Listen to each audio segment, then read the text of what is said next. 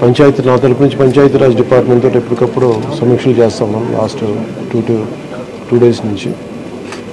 ముందస్తుగా అందరూ అనుకున్నట్టుగానే ఇది వర్షం ఎక్కువైంది కానీ వచ్చి సహజ వరద అనుకున్నాం. ఆ తర్వాత రికార్డ్ బ్రేక్లో అసలు ఎవరు ఊహించిన విధంగా గత 50 ఏళ్లలో ఎప్పుడు రానంతగా వరద నీరు చేరడం, ముఖ్యంగా తెలంగాణ నుంచి అక్కడ పడ్డ వర్షాలు, అక్కడ వాగులు ఇవన్నీ వచ్చి ఫైనల్ కన్వర్జింగ్ పాయింట్ బుడిమే మన వైపు రావటం, దానికి మనం విపరీతంగా నష్టపోవడం. అలాగే ముఖ్యంగా విజయవాడ ఎందుకు ఇంత గురైందని చూస్తే ఇది ఇంత అవుట్లెట్ తీసుకోకపోవటం బేసిక్గా గత ప్రభుత్వం చేసి ఉండాల్సింది, ఇవన్నీ కొంచెం దృష్టి పెట్టుండాల్సింది, వాళ్ళు పెట్టలేకపోయారు. సో వాళ్ళు చేయలేకపోయినా కానీ భవిష్యత్తులో ఈ రోజున ఈ సహాయ కార్యక్రమాలతో పాటు భవిష్యత్తులో ఇలాంటి ఎంత అకస్మాత్తుగా ఇలా వచ్చి మనం ప్రజలు ఇంత నష్టపోకుండా ఉండాలంటే ఏం చేయాలి? ఖచ్చితంగా ఈ వరద నీరు తగ్గగానే రిసీడ్ అవ్వగానే దీని మీద ఒక ప్రాపర్ ప్లానింగ్ తోటి ఈ వరద నీరు వెంటనే దీని అవుట్లెట్ కాలంలో ఉండేలాగా దాని మీద ఈ ఫ్లడ్ కెనాల్స్ని ఎలా ఏర్పాటు చేయాలనేది గౌరవ ముఖ్యమంత్రి గారితో కూడా దీన్ని చర్చిస్తాం. ఇందాక కూడా మాట్లాడుతూ ఉంటే ఇన్ఫర్మేషన్ ఏంటంటే బుడమేరుకు సంబంధించి కొంత గత ప్రభుత్వం కంప్లీట్గా విస్మరించింది ఈ ప్రాజెక్ట్స్ని. చాలా ఇప్పుడు మీరు చూస్తే మొన్న వాళ్ళ ప్రభుత్వం ఉన్నప్పుడు కూడా ఈ మన అన్నమయ్య ప్రాంతానికి పింఛా డ్యామ్ కూడా సరిగ్గా మెయింటెనెన్స్ చేయలేక నష్టపోయారు. ఒకటి కెపాసిటీకి మించి వరదలు వచ్చినాయి. ఒక్క ఆంధ్రప్రదేశ్ సంబంధించి మన తెలంగాణ నుంచి పడ్డ వర్షం కానీ అవన్నీ కూడా ఇది ఆంధ్రప్రదేశ్కి ఒక ముంపుగా ఏర్పడ్డాయి. దానితోడు ఈ అవుట్లెట్స్ లేవు, ఫ్లడ్ కెనాల్స్ సరిగ్గా నిర్మించుకోలేకపోయాం.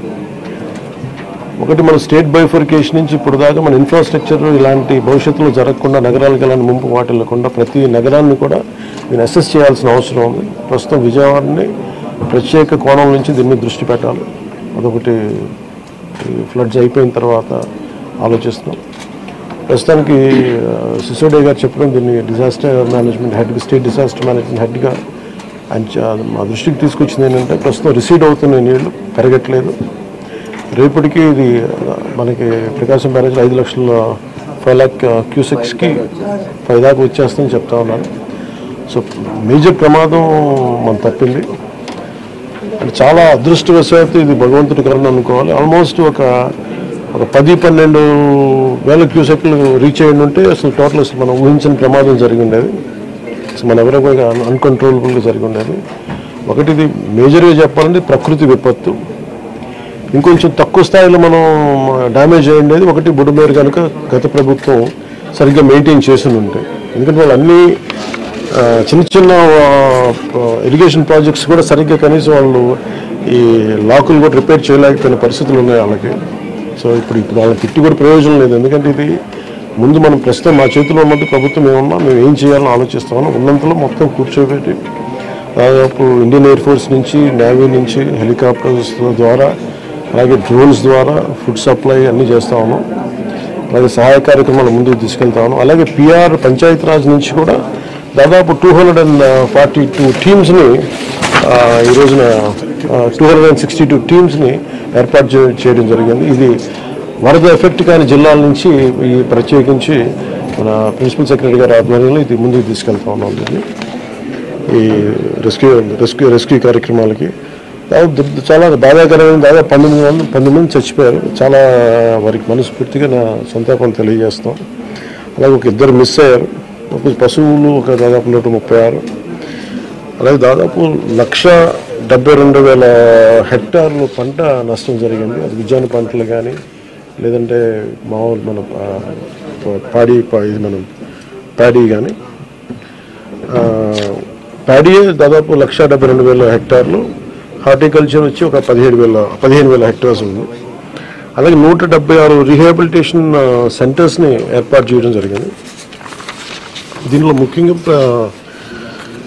ఈ దాదాపు 328 ట్రైన్స్ క్యాన్సిల్ చేయడం జరిగింది.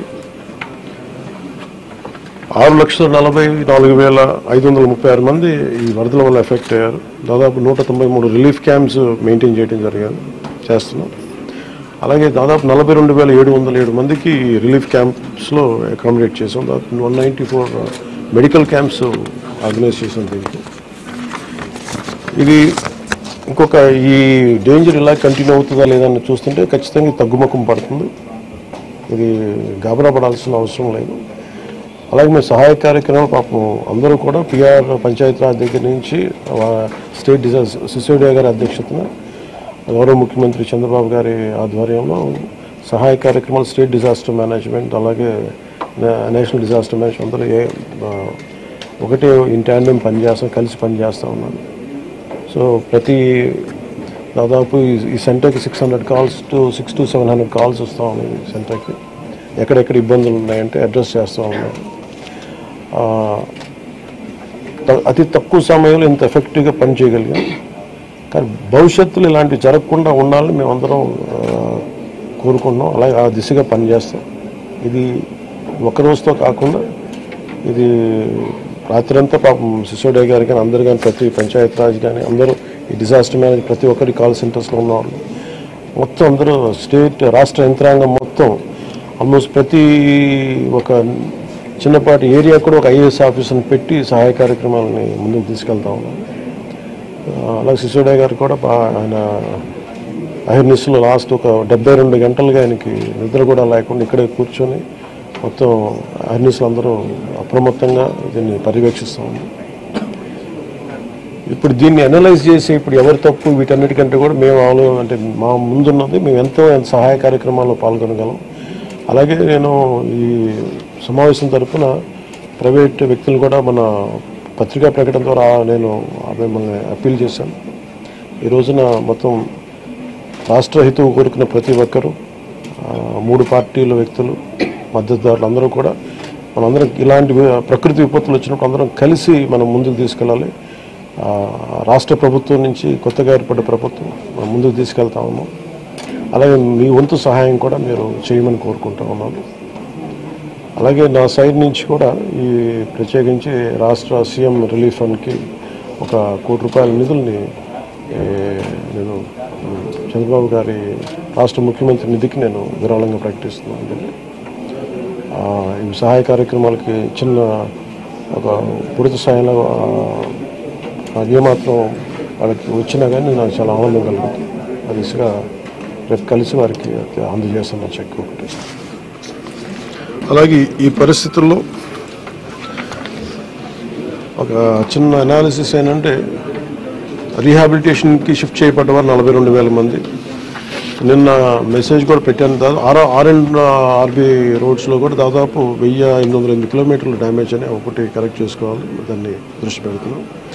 అలాగే 188 బోట్స్ యాక్షన్లో ఉన్నాయి, దాదాపు 5 హెలికాప్టర్స్. అలాగే గజేతగాళ్ళు దాదాపు 283 మంది సహాయ కార్యక్రమాలు పాల్గొన్నారు. దాదాపు 3 లక్షల ఫుడ్ ప్యాకెట్స్ సప్లై చేశాం.